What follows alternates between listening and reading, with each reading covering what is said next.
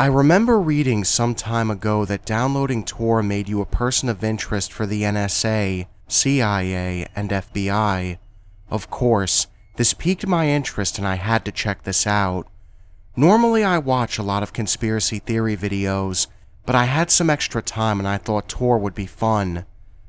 I saw people offering lots of illegal things, but nothing really unexpected. I started reading through some forums and found some conspiracy things that made for an interesting reading. One of the articles posted in the conspiracy forum was about using Tor. They were saying that once they started using it, they noticed strange things happening. They even said people they knew using it had been arrested on trumped-up charges and held for weeks or months without formally being charged with a crime, without having any sort of hearing, or not being able to make any phone calls. With all the illegal things on there, I just didn't fully believe that. The people that were arrested probably tried to buy something illegal and just got busted. I was satisfied looking around on the deep web. After reading about UFOs, suppressed technology, I had seen everything I wanted. I shut it down, uninstalled it, and went out on my patio to smoke. I saw a Time Warner cable truck pull up to a service box I could see from my patio. The driver got out and went up to the box. He put something in it that was black and the size of about a half a roll of quarters. He shut the door of the box, got back in the truck and drove away. The whole process took no more than 2 minutes. I thought that was strange. I wondered why he didn't knock on anyone's door and tell them he was there to service their connection or let them know he repaired something. I was in the mood to poke around on the regular old internet and read some spy-related things. I found some people that posted links to the public websites of some spy agencies. They had tests online that anyone could take to see if you would be good for a particular job role they offered. I took on many of these tests. I even filled out some applications. I've been a bit bored lately, so I even looked up joining the French Foreign Legion and a few other foreign militaries. You should also know a few other things. I travel overseas for work quite often, mostly Germany and France, but I've also been to several South African countries, some of them not so friendly with the US, and for extended periods of time, several months per visit. My fiancé and I also recently decided to buy some property in the country and to build a house. We have taken some loans from family and recently had several transfers to our bank accounts, significantly over $10,000. Oh, and I'm a bit of a prepper, nothing crazy though. I just wanted to have a 30-day supply of food and water in case of a hurricane or extended power outage. My power was out for more than 2 weeks during our last ice storm, so I have been ordering food, water, and supplies in bulk. I also enjoy shooting sports. I do some competition shooting and order ammunition in bulk. I didn't really put all of this together until I was explaining the creepy things to my fiancé, and she said, "Well, if you look at all the things you're doing, you do look a bit suspicious." Fuck. The day after the cable guy put something in the service box, I went to the bank to get a cashier's check to put down money on the property we are buying. I live in a weird area of town that is Hispanic and Vietnamese. I'm too white to dance. My fiancé is Vietnamese and speaks the language. I speak a little Spanish, French, and German, and have learned a bit of Vietnamese. The tellers at the bank speak English, Spanish, and Vietnamese. As I'm standing at the teller getting a cashier's check, the guy who walks in right behind me goes to the next teller and speaks to her in Vietnamese. "Could you do me a favor, please?" She asks for his account information. He writes something on the back of a business card and hands it to her. She says to him, "Please wait here." She gets up, walks into the back, and comes back a few seconds later. A bank manager comes out and stands behind the teller helping me. The teller who got the manager goes back to her station and tells the guy in Vietnamese, "I have done what you asked. Can I do something else for you?" The guy says something in Vietnamese I didn't understand about waiting, but just waits there not doing a transaction. I think this is really strange, and when I'm done at the bank, I wait in my car for a few minutes to see what this guy is doing. I could see through the bank window that the bank manager prints something out from the station where I just completed my transaction. hands a few papers to the guy, and he starts to walk out. He sees me when he is leaving the bank, freezes for a second, and goes back inside. He gets on his phone for a few seconds, then leaves the bank. He got into a white Chevy Impala with a license plate that says exempt. Aren't exempt plates for government vehicles? Later that night, my fiance comes home from work. I explained what happened at the bank earlier and double-checked my Vietnamese translation with her. She confirms I translated correctly and tells me that I should never get on tour again. We have dinner and put on a movie. Around 8:30 p.m., there's a loud knock at my door. We aren't expecting anyone or even a package delivery. I load around into my Glock, put it in my back pocket, and open the door a crack. It's a guy with a Time Warner Cable shirt and a clipboard. He asks me who I use for internet service. I don't answer and say I already have internet service. He asked me if I change the subject and ask him what he wants. I reiterate that I already have internet service, so if he's trying to sell me something, I'm already covered. He says that they are checking with people in my condos about the quality of internet service. This makes me nervous. I've never heard of a cable internet provider going door to door asking about the quality of their service. I notice this man is too well spoken to be a door-to-door salesman. I'm also looking for a picture badge. I don't see he has one. I tell him my cable service is fine and I ask to see his cable company badge. He says, "There's no need for that. You've already answered all of my questions. Thanks." Then he turns and walks away. I head out to my patio to see what this person was driving, and it was another white Chevy Impala, no cable company sign or phone number on it, exempt plates. The next morning, I see some of my neighbors gathering outside.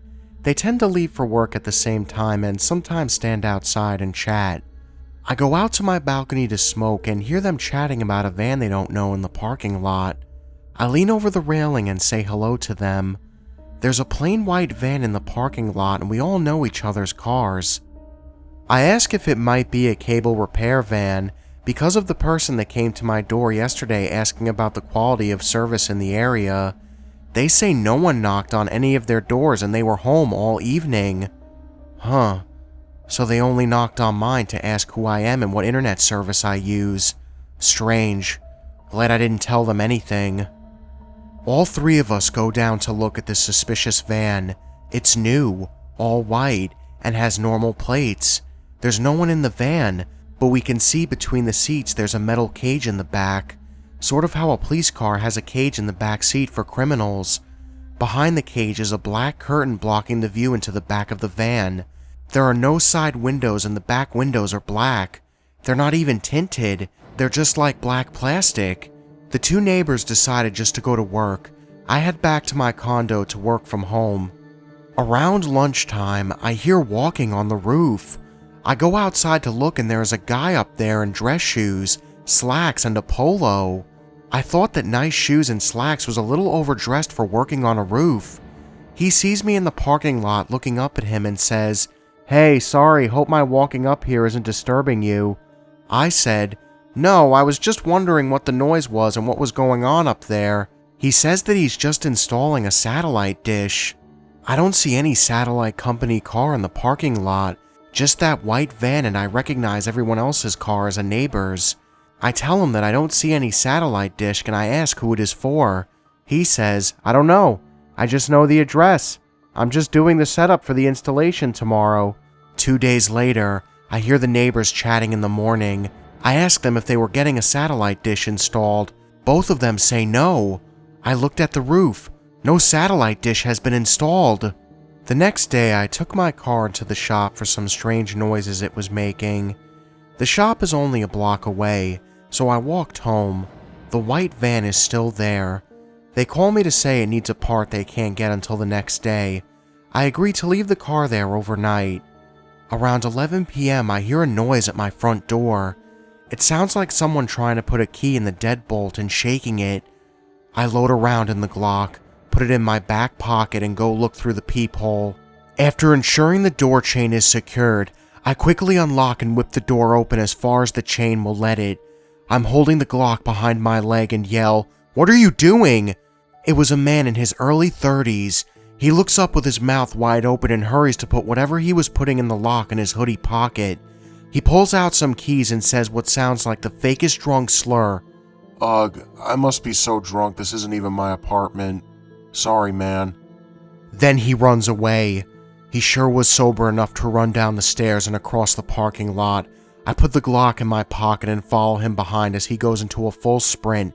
He jumped it by putting one foot on the wall to boost himself up, grabbing the top of the wall, laying on his belly long ways on the top of the wall and rolling off, just like we were taught in the military, keeping a low profile. I make it up to the wall, but don't jump over so I'm not trespassing on someone else's property. I could hear running footsteps and him jumping the neighbor's chain link fence to get to a nearby parallel street.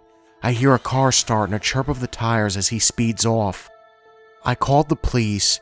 They show up and pull my security footage, which is placed inside my condo looking at the front door and patio sliding door.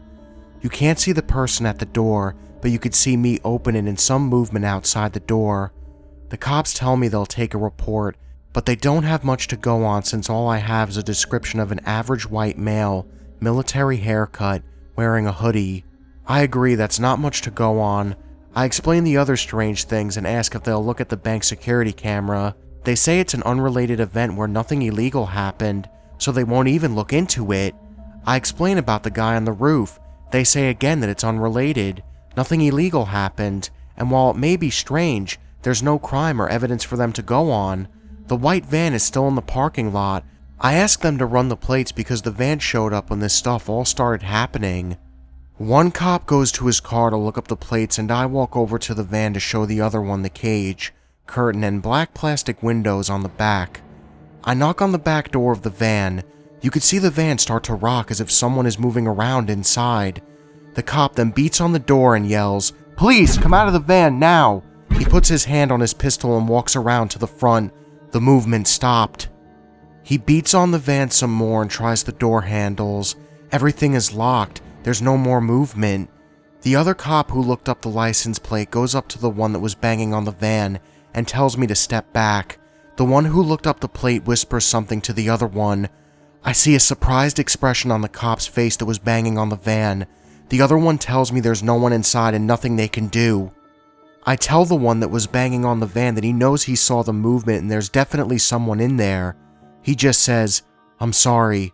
The other one says they'll contact me the next day with a police report of the suspected break-in attempt, and they leave. The next day, the white van was gone. No one ever contacted me with a police report. 2 days later, I went to the station and asked for the report. I asked if they had a recording of my 911 call reporting the break-in attempt.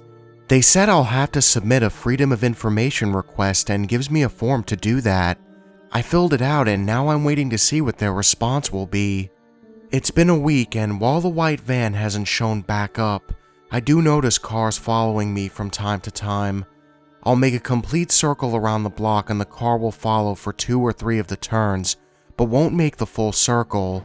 This doesn't really lose them. In a few blocks, I notice them several cars behind me again. This past Friday, I went to meet my fiancée at a little bar we know. Some lady came up and asked if she could sit. I told her I was waiting on my fiancé and didn't think it was a good idea for me to be sitting alone with a woman when she shows up. She sits anyway and openly flirts with me. Let me tell you, this doesn't happen to me. I'm just an average guy starting to go bald with 10 extra pounds. As a general rule, women don't just walk up to me and flirt openly. The owner of the bar and I play golf together and he comes up to say hello and introduces himself to someone he thinks is my friend.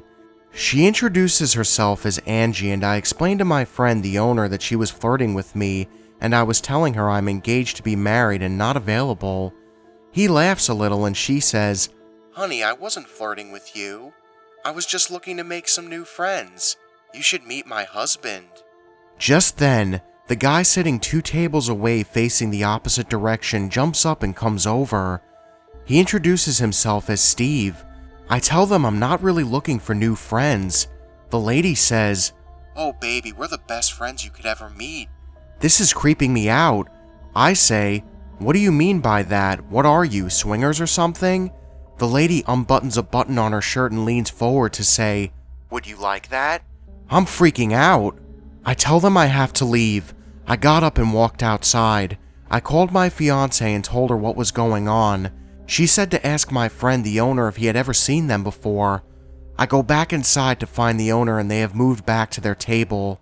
I asked the owner if he had ever seen them before. He said no, but you should ask the bartender or their waitress. He flags down the bartender and says, have you ever seen the people at table 34 before? He says, who? There's no one there. They were gone. The owner flagged down the waitress who said she brought them only one drink each. I ask her if they paid with a credit card because I'd like to know the name on it. She says they haven't paid yet and she notices they are gone.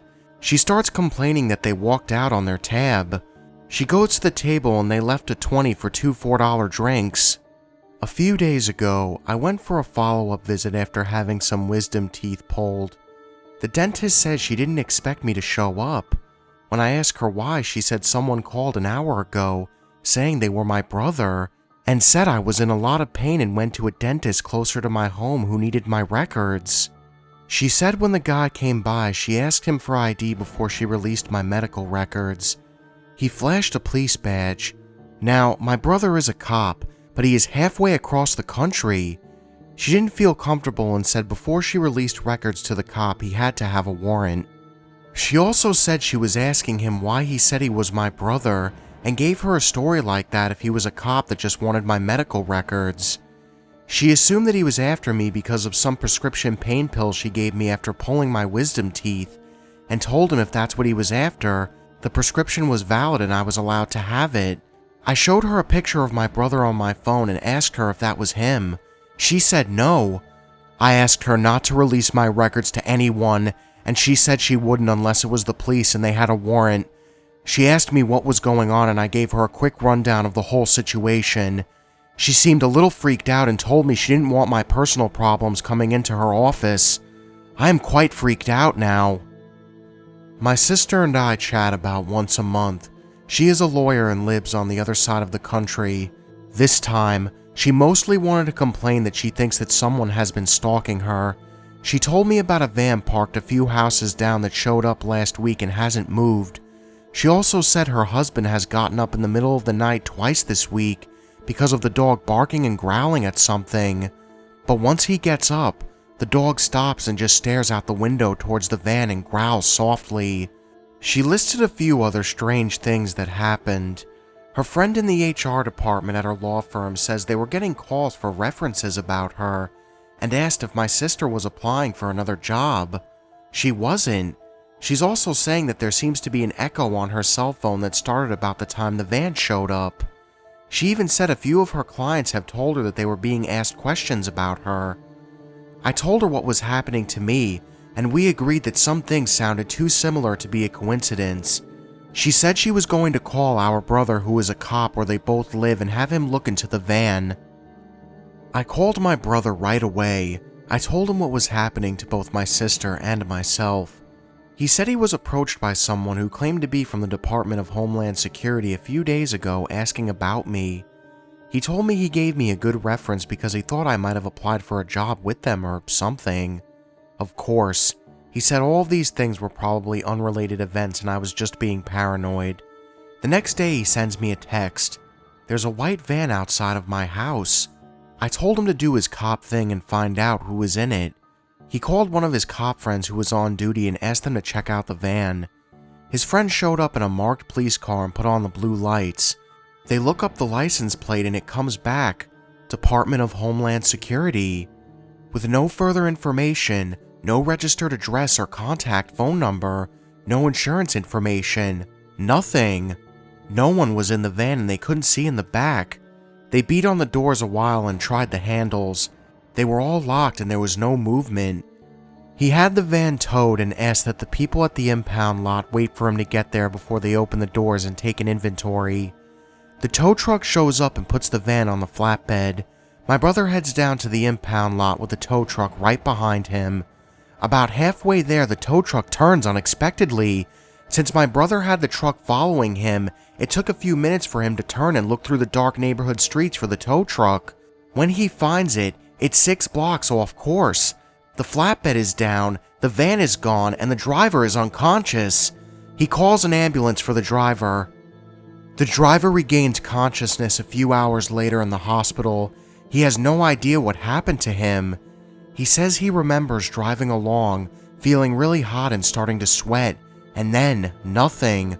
Complete blackout. He put on a be on the lookout for the van, but no information has come forward. The driver is fine. The van hasn't come back to my place or my sister's. Both of them think that whatever I am doing is causing this, and they are telling me to stop whatever it is.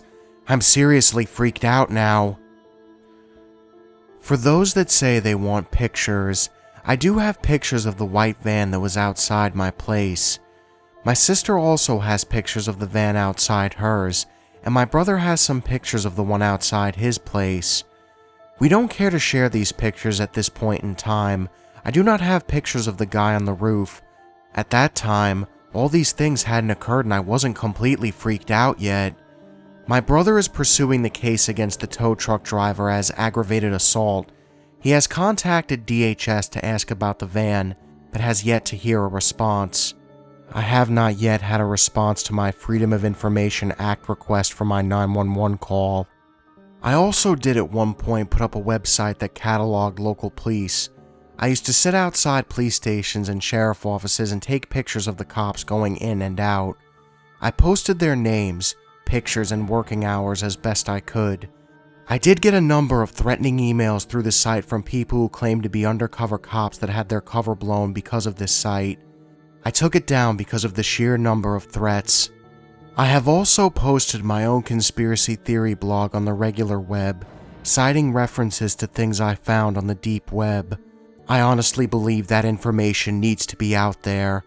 I've been trying my best to write clearly about conspiracies for years, and have organized quite a few theories and how they relate to each other. My favorite topic is suppressed technologies.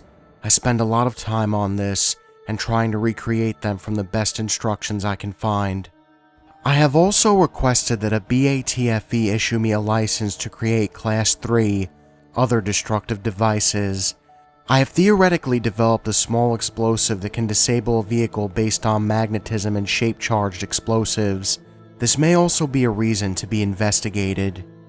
It is my honest belief after thinking about the whole situation a while that 1. The first guy put something in the cable box may have just been a timing coincidence. 2. The guy who came to my door with questions about my internet was probably from some high-level government agency. 3. The couple at the bar was probably from some high-level government agency. 4. I think the break-in attempt was a local cop mad about the website I had up for a while. 5. I think the person trying to contact my dentist for records was also a local cop digging up for dirt, so they could try to pin me up on some drug charges for prescription medication. Regardless of whether the charges stick or not, you could beat the rep, but you can't beat the ride. As of now, I have added another security camera looking outside. Hey guys, thank you all for watching, and if you enjoyed this video, make sure you hit that subscribe button and join the Nightmare Army. I'm always looking for new soldiers in my Nightmare Nation. So guys, I hope you really enjoy the video, and I hope everybody has a great Friday and a great weekend. And I know a lot of you wanted Deep Web, Glitch in the Matrix, something on the borderline of true scary stories. I wanted to do a Deep Web scary story, but at the same time I wanted to do something a bit different, because a number of the Deep Web scary stories have already been used tons of times.